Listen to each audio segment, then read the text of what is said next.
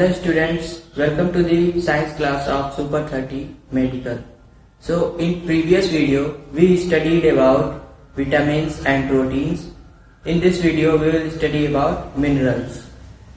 Mineral is also a nutrient and it is also considered as component of food. So we will study minerals. Minerals are needed for formation of blood, coagulation of blood, formation of bones and teeth, functioning of muscles, thyroid gland, nerves, etc. So minerals are very essential for our life. Some important minerals are calcium, phosphorus,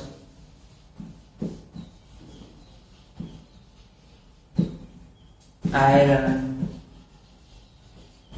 iodine, sodium and potassium.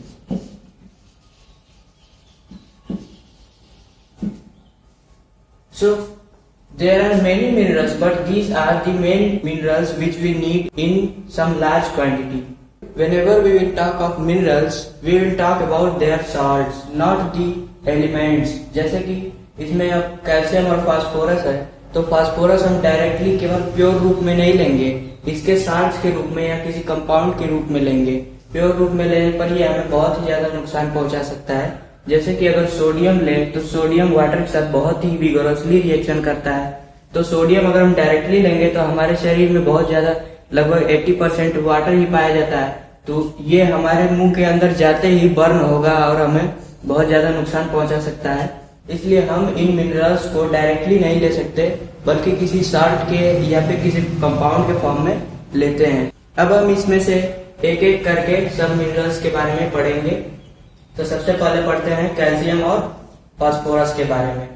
Calcium is needed for our bone formation. Calcium हमारी हड्डियों और दांतों के formation में help करता है. जैसे कि मैंने पिछली वीडियो में बताया था विटामिन डी के सेक्शन में कि कैल्शियम हमारी बोन्स के फॉर्मेशन में और उनकी ग्रोथ में हेल्प करता है.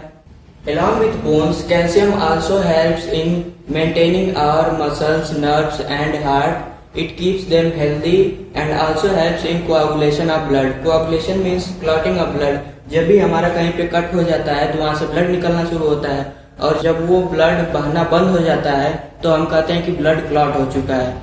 तो ये कैल्शियम उसमें बहुत ही अच्छा रोल निभाता है और ये हमारे ब्लड की क्लॉटिंग में हेल्प करता है. अब हम देखते हैं कैल्शियम के सोर्सेज के बारे में. तो sources of calcium are milk, cheese, fish, eggs and green vegetables.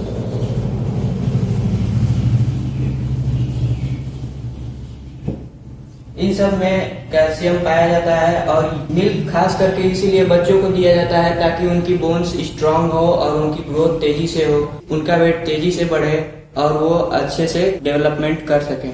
Calcium के जैसे ही फास्फोरस भी हमारे टीथ मतलब कि दांतों और बोन्स के डेवलपमेंट में हेल्प करता है और उनके फॉर्मेशन में हेल्प करता है. हमारी हड्डियों में कैल्शियम और फास्फोरस ही दो एलिमेंट हैं जो ज्यादा मात्रा में पाए जाते हैं. और फास्फोरस के कुछ सोर्सेज हैं पल्सेस,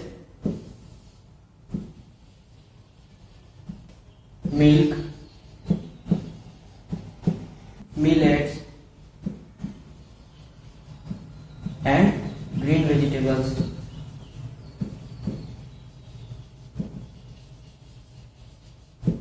अब देखिए मिल्क में फास्फोरस भी पाया जा रहा है, कैल्शियम भी पाया जा रहा है और मिल्क में विटामिन डी भी पाया जाता है. इसलिए मिल्क हमारे हड्डियों को और दांतों को मजबूत बनाने के लिए बहुत ही अच्छा माना जाता है.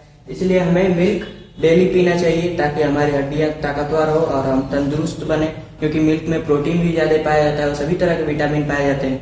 इस तरह से मिल्क को हम कंप्लीट फूड भी कह सकते हैं, क्योंकि मिल्क में ही लगभग सभी न्यूट्रिएंट्स पाए जा सकते हैं और हम केवल मिल्क पीकर भी जिंदा रह सकते हैं.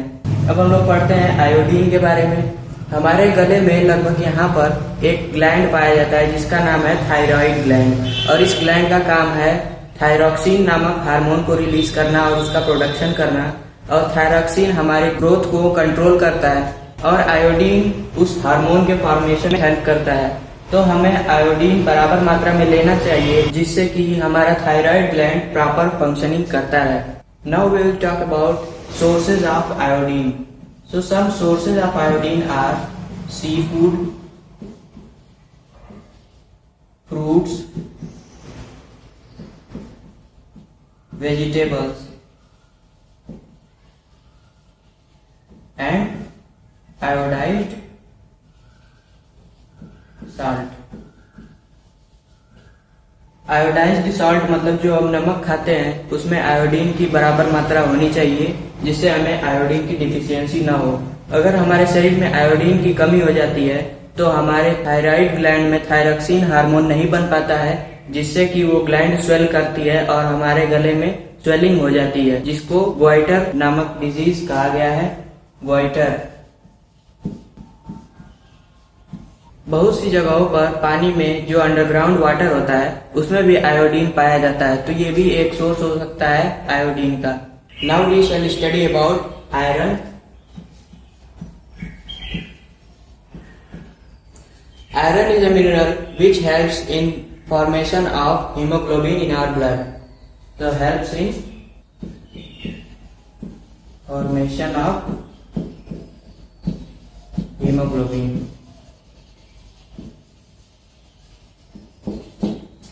Now question is, what is hemoglobin? So hemoglobin carries oxygen in our blood and it is a pigment found in our blood which gives red color to our blood। तो इसी के कारण हमारे ब्लड का रंग लाल होता है और ये हमारे ब्लड में ऑक्सीजन कैरी करने का काम करता है। हमारे लंग्स से ऑक्सीजन लेकर ये बॉडी की सेल्स में ऑक्सीजन पहुंचाता है जिससे कि वहाँ ग्लूकोज को ऑक्सीजन मिल सके और वो बर्न होकर के हमें एनर्जी दे सके। तो ये काम होता है हीमोग्लोबिन का और हीमोग्लोबिन को फॉर्म करने में हेल्प करता है आयरन। तो हमारी बॉडी में जब आयरन ही नहीं होगा तो हीमोग्लोबिन कैसे फॉर्म होगा, और जब हीमोग्लोबिन फॉर्म नहीं होगा तो हमारी बॉडी अच्छे से फंक्शन नहीं कर पाएगी। इसलिए आयरन की कमी से एक डिजीज होती है जिसका नाम है एनीमिया। एनीमिया जिसमें खून की कमी हो जाती है। आयरन हमारे ब्लड के फॉर्मेशन में हेल्प करता है, इसलिए उसकी डिफिशियंसी से हमें एनीमिया नामक डिजीज होती है। अब बात कर लेते हैं आयरन के सोर्सेज की। आयरन कहाँ से मिलता है? तो सोर्सेज हैं स्पिनच, पालक, जो हम लोग भाजी खाते हैं पालक, वो स्पिनच, उसमें आयरन बहुत ज्यादा पाया जाता है। Other green vegetables,